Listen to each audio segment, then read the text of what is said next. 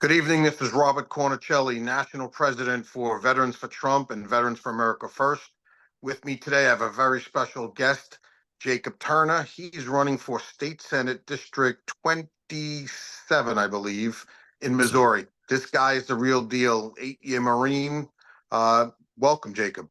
Hey, thank you for having me, sir. I'm looking forward to speaking with you tonight. It is so important we get veterans into every branch of government, every level of government in this country, because they are the forgotten demographic. And like you, I'm so sick and tired of seeing, I think it's 1.5 million veterans living at or below the poverty level, yet they can bus in and fly in and open gates for illegals and refugees and asylum seekers. It's pathetic. I know. To see them ushered across and given the cards to work and the cards to be able to take loans. I don't know if you've seen that, but we've seen it in our area where they come across. They have a card that allows them to take out loans and to find work here. And then there's been instances that we've seen in other areas where they're receiving cards with money on it to get started. But we have homeless veterans sleeping on the street at the same time and forgotten about after paying and serving to fight and protect this country. Yeah, all the homeless veterans could be living in those high upscale apartments in New York City, except nobody wants them there. They're a demographic that does not typically vote blue, so there's no reason to prop them up. And the thing is, these Democrats actually think, and let's just talk about, actually we'll talk about the illegals from Central and South America. Christian, family oriented, want to work. What makes these morons think shipping in millions of Central and South Americans that they're actually going to vote Democrat? But yet they still do that. I think what they've realized nowadays is these people are going to come here. They're going to work hard. They're going to want to have families. They're going to want the government out of their lives because that's what happens in Central and South America. And they're going to Right. vote red. So what do? Chinese, Middle Eastern, African. Let's fly them in.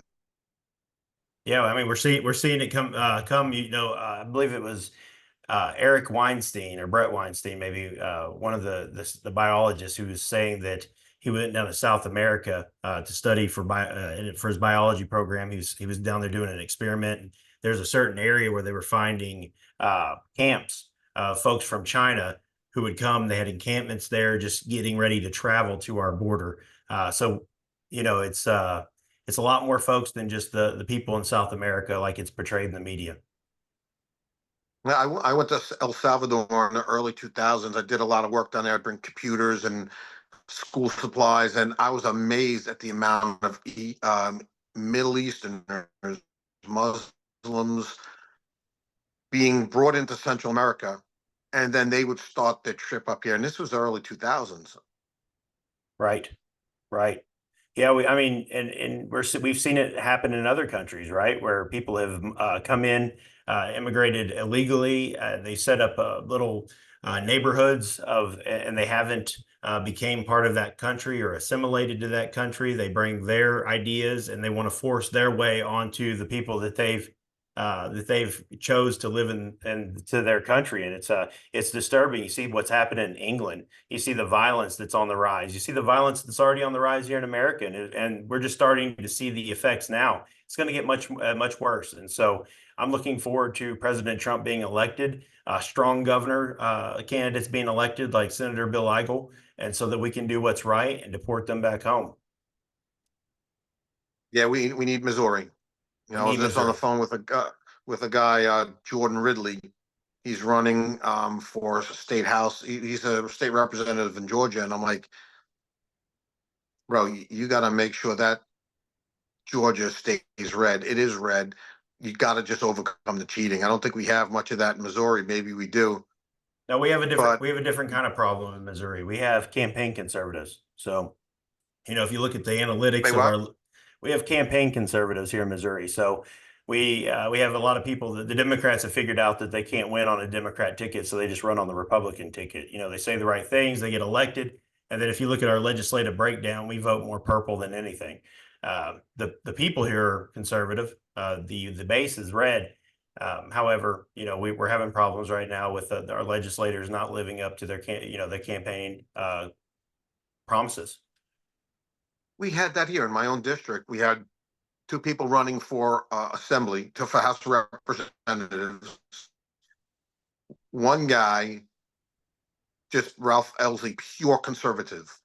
The woman he was running against, she was primarying him. I mean, they were in a primary. Harriet Holman. She was from another county, didn't even live in this county. Registered Democrat up until last year. Switched so she can run in this district, and they voted her in. Yeah, it sounds a lot like Like we're not doing a good enough job. right. Sounds a lot We're like not doing a my good enough opponent. job. Yeah, so you're a military guy. I'm an Army guy. I did Navy and Army. But if you're controlling one area and there's no attacks in your area, but there are other areas that are consistently getting attacks, you want to give resources to the areas that need it. I mean, Right. you don't need a full, let's say, division here. If these divisions are constantly getting attacked, you want to give them some resources. Absolutely. We don't do that. Every elected official worries about their district, and even if it's a solid district, they don't say, you know what, I can win easily. I'm going to walk a district with the guy who's on the border or the girl who's on the border and freaking help them. They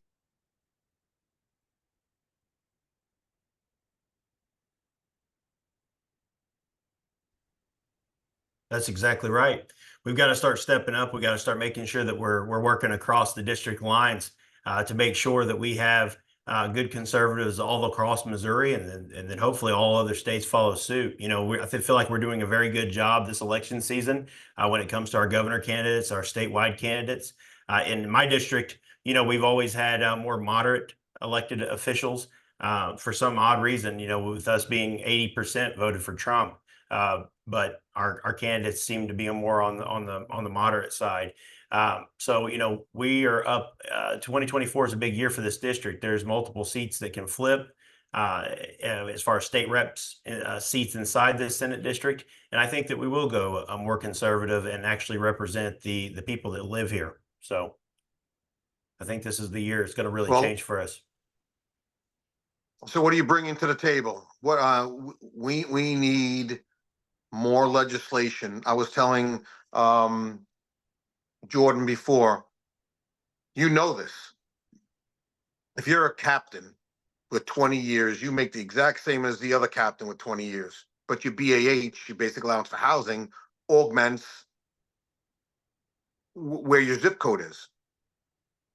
Because cost of living on Long Island is 10 times as much as it is in some places in South Carolina. But when you retire, that guy in Tennessee or South Carolina makes the exact same amount as the person, let's say, Philadelphia or Long Island.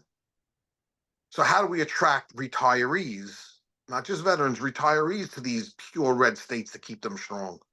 That's where we have to look at, like, a guy who retires from the military, they can't go home on that military retirement. Yeah, there is a disparaging difference. Where we live right now, we're lucky in the fact that we do have a lower cost of living than most areas in the nation. So, your retirement check goes a lot farther down here than it would, say, if you were living directly in the city or St. Louis or Kansas City. The big thing is as I look around, I see states like Texas that do so much for their veterans when it comes to transitional, when they're coming out of active duty service or reserve status, helping them transition to make sure that they have that coverage for even when it comes to the GI Bill. If the GI Bill runs out, there's states that will step in and help that veteran out in finishing the tuition. I think that looking at programs like that for the state of Missouri and making sure that we are up to par and competitive on being able to set veterans up, and also having those services to act whenever they are going through that transitional period and they feel alone. Because as you know, we've known people, we've probably felt it ourselves. When you go from that brotherhood and you come back and like Southeast Missouri here, and you're not around your close knit team anymore, you start to have that transition period of not feeling like you have a purpose. And it is a hard transition to come back into civilian life for a lot of people. I know after 8 years, I found it to be quite difficult. Looking for that purpose, what can I do? Luckily, I found my next area to continue the fight and continue my efforts in working in state politics to try to work on these issues for veterans, try to work on things on the law and order side. Right now, Missouri's starting to fall in the trap of going soft on crime. We're seeing, people commit violent acts and be let out early, which has caused our violent crime to skyrocket. It's caused Cape Girardeau and Sykeston, two cities inside my district, to fall to a D rating for violent crimes and theft by the FBI. So we have to go on. We have to be tough on these criminals. We got to make sure that this place is safe. It's safe for everybody. We got to look after, to transition back to our veterans. We got to make sure that our veterans, when someone is struggling to the point where they're dealing with homelessness, that we have a way to step in and help them get back on their feet. We can put an illegal alien in a home. We can put a veteran in a home. I tell you what, we're going to have a lot more resources once Bill Eigel gets in and we deport the illegals. They broke the law to come here. They came here illegally. You don't look.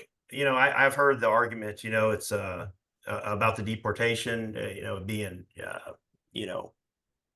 deemed as mean or try to be painting a bad light. But it's like, look, they broke the law to come here, and a lot of them are continuing to break the law. They're in desperate situations, some of them, and you've seen the murders that have happened in the United States. You've seen the excessive burden that it puts on areas. And right now in the state of Missouri, we can't tolerate those excessive burdens anyways. We have to worry and focus on Missourians. And so just as I'm America first, I'm Missouri first. And so we have to make sure that I'm doing my part in state politics to make sure that we're taking care of our citizens and the people of this district. The funny thing is about the America First movement, you notice they don't say America only, or they don't say America First for white males. It's America First, not America only. When we have 34 million people living at or below the poverty level. How about we get them out of it, and then we can worry about bringing people in. And you want to come in, come to the gate, apply, and if there's not a job available, sorry. Right. Like there has to be an opening. Right. It's like the military. You can't get promoted unless there's a spot for you to be promoted into. Yeah, I mean, you Right? want a certain If the MOS, right? Yeah, if the military is 100% staff, they're 100% staff. There's no open slots. They're not going to recruit somebody. Right. It's got to be an opening. Yeah, that's what we need here. Yeah, we see it all the time with promotions. How many times have we been on the waiting list? We've had to wait and wait for that spot to open up, wait for retirees or for those senior leadership to retire out to open up spots. I mean, we've dealt with it, and it's a very fair system. We have to have law and order. We have to have rule of law. We can't just allow people to come here and set up shop illegally. They're off to a bad start in doing so. And so, what about all those people that are in line who have actually done things the right way and been waiting for their time to take a spot here, and then for them to be cut in line? Their situation is not any more important than the person who waited in line's position, and they're doing it the right way. And so I have no problem with immigration. Just do it legally and do it at the right time. We have to make sure that we're taking care of our country. No, 100%. Jacob, I got to tell you, it's an honor to have you as one of our endorsed candidates. You're exactly what this country needs, and I'm sure you're exactly what Missouri needs. You're what South Carolina needs. We need more of you. So I hope when you win, we stay in touch and we figure out how to get other people, other veterans inspired to do what you're doing, which is running. So you have our full endorsement. I have your headshot. I'll be sending you the endorsement graphic, and we'll start getting it out for you. Well, thank you, and thank you to the organization for putting your trust in me, and I won't let you all down. I know you won't. I'll work hard for the organization and for the veterans of Missouri, and I think we're off to a good start. I think we're going to accomplish a lot of good things here in Missouri. I really do.